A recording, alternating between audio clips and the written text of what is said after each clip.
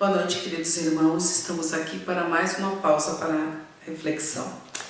Estávamos pensando, dia desses uma pessoa me fez uma pergunta, na verdade uma colocação, sobre a questão da obsessão em animais.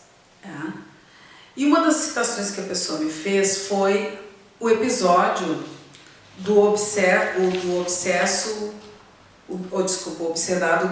gadareno. Essa palavra até é bem complexa, porque há várias referências diferentes no evangelista Marcos e Mateus, chamam de gerazenos. Lucas refere-se a Gezesa, uma antiga cidade à margem do lago de Genezaré. O nome talvez seja um nome que se diferenciou, que seja criado. Amélia Rodrigues refere-se a Gergesa ou Gerasa, uma cidade da Transjordânia. Mas, não importando, a gente vai chamar do obsedado gadareno. Resumidamente, Jesus resolveu que entraria naquela cidade, e que ele levaria a palavra do seu evangelho para lá. O fato é narrado após Jesus serenar a tempestade no lago. Jesus fez aproar a barca e se encaminhou em direção de Gerasa, pertencentes a Decápoli, isto é, ao complexo de 10 cidades que estavam sob o domínio romano. Ele programara aquela visita há algum tempo, acalentando a possibilidade de levar a boa nova àquele lugar. Era o mês de Kislev, entre dezembro e janeiro, que é um mês portador de tempestade. Amanhecia e a noite se despedia, ainda de madrugada, quando chegaram Jesus e os 12. Mal haviam galgado o barranco, Jesus à frente, quando uma figura medonha veio-lhes ao encontro. Era um sítio ermo onde se cavavam sepulturas, e ele parecia ter surgido do meio delas. Estava nu e agitava em ambos os pulsos e nos pés pedaços de correntes de ferro partidas, pendentes de aros de algemas. Devia ter sido preso e se libertado, graças às fúrias que o atormentavam. Trazia a cabeleira desganhada, a barba maltratada, e todo ele era esquimoses e hematomas, que denunciavam o horror em que vivia. Era o fantasma de um homem que parecia ter sido despertado pela luz que viera da Galileia.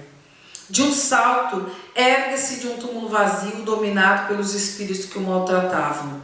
Esse homem, bem jovem, entregara-se aos prazeres de toda a ordem, dilapidando o patrimônio familiar. De tal sorte cometera loucuras e desvarios que os pais sucumbiram à vergonha e horror. Por isso detestavam-nos os parentes. Abandonaram o lar, a família, a parentela, e quando as sombras o subjugaram, passou a andar pela cidade como um louco. Gritava, dizia injúrias, ria, gesticulava, tornando-se ameaça para as gentes que passaram a temê-lo. Julgado pela mente popular como um filho ingrato, que fizera sucumbirem seus pais pelos seus desvarios, também era motivo de vergonha aos parentes. Tentaram manietá-lo. No entanto, os muitos espíritos que dele abusavam concederam-lhe tal força que permitiu romper as cordas e depois as correntes. Por fim, ele foi expulso da cidade e passou a viver entre as cavernas esburacadas da rocha, entre criptas sepulcrais. Morrera para os seus, justo que vivesse entre sombras das sepulturas. Vagara anteriormente por bosques, disputando restos de alimento aos animais. Desvarado, olhar alucinado, face em constante esgar, emitindo sons roucos de animal acuado, passava os dias em combate incessante com as fúrias que o possuíam. É um retrato de uma obsessão, realmente.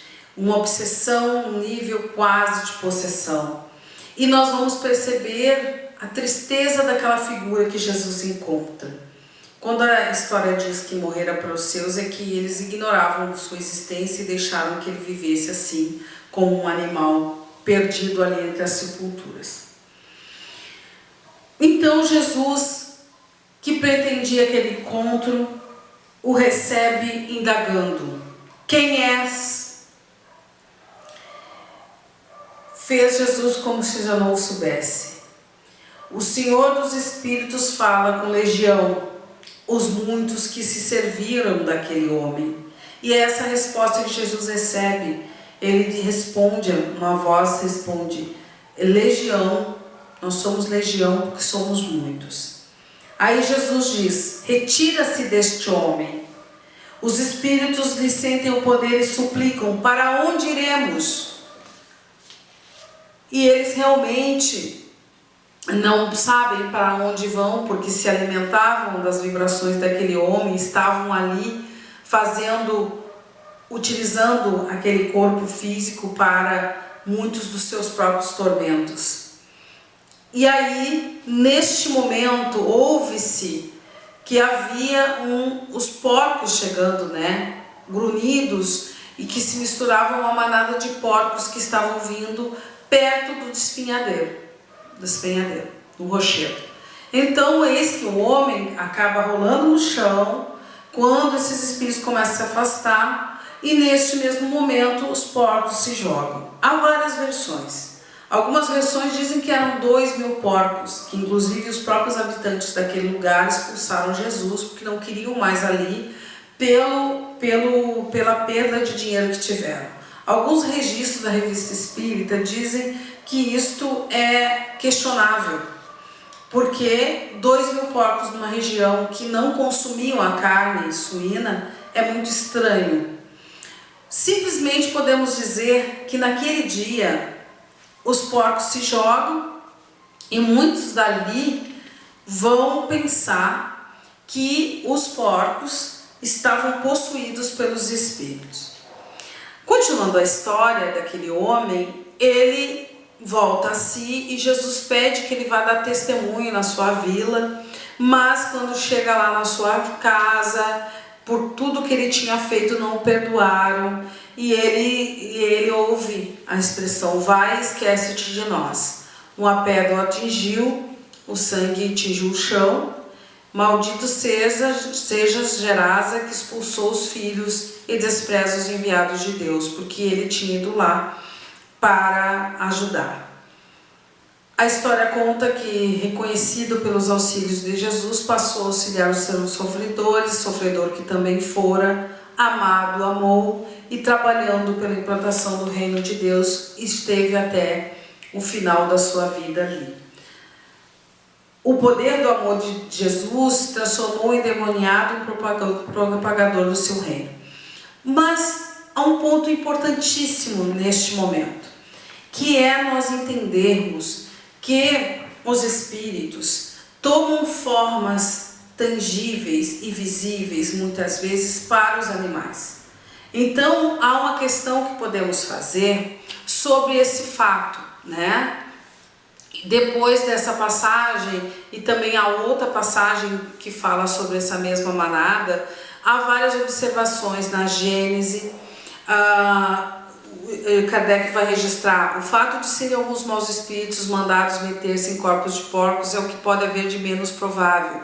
E ali ele vai falar sobre essa questão de ser muito improvável que tivesse 2.000 porcos e que realmente tivesse sido um transtorno financeiro tão grande, né? Mas corroborando com isso, sobre não haver a possibilidade de espíritos entrarem em corpos de animais, especialmente dos porcos, Irvênia Prada, que é especialista na área de animais, na visão espiritual, lá de São Paulo, diz o seguinte: é certo que os espíritos podem tornar visíveis e tangíveis aos animais, e muitas vezes o terror súbito que eles denotam, que lhes percebais a causa, é determinado pela visão de um ou de muitos espíritos, mal intencionados com relação aos indivíduos presentes ou com relação aos donos dos animais.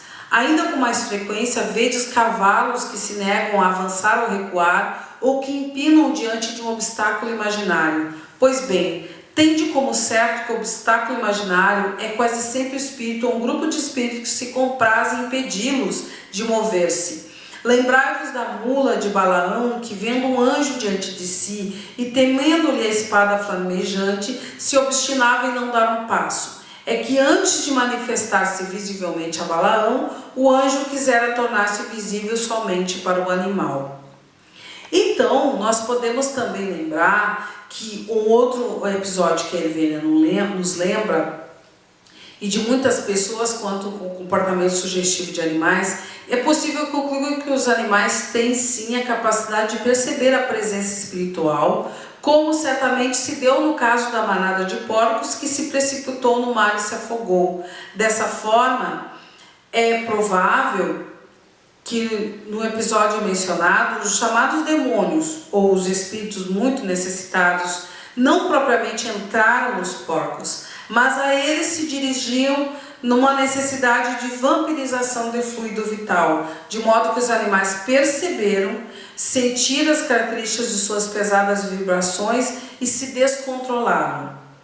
E nós podemos dizer que é isso que acontece. Muitas vezes o animal, e a gente vai ver isso não só com os cavalos, com os porcos, como os próprios cachorros, gatos, todos os animais que temos, eles têm esse momento que percebem a presença.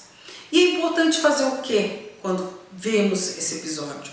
Nos harmonizarmos, buscarmos a fé, a confiança, a prece, para que o animal se acalme, para que o ambiente também se acalme. Pedimos para aquelas criaturas sofredoras que estão no ambiente, que se dirijam a locais de socorro, para que eles possam ser amparados. E é importante entendermos isso, né, meus irmãos? É mais um episódio sobre obsessão. Os espíritos não tomam o corpo. Eles podem perturbar essa mente que comanda o corpo. Da mesma forma que eles perturbam a visão do animal, os descontrolam e faz com que eles tenham atitudes assim.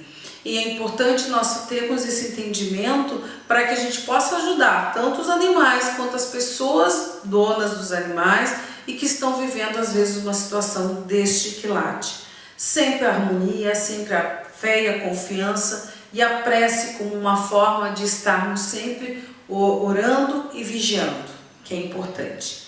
Paz e luz, queridos irmãos, uma boa noite a todos nós e aos nossos queridos animais.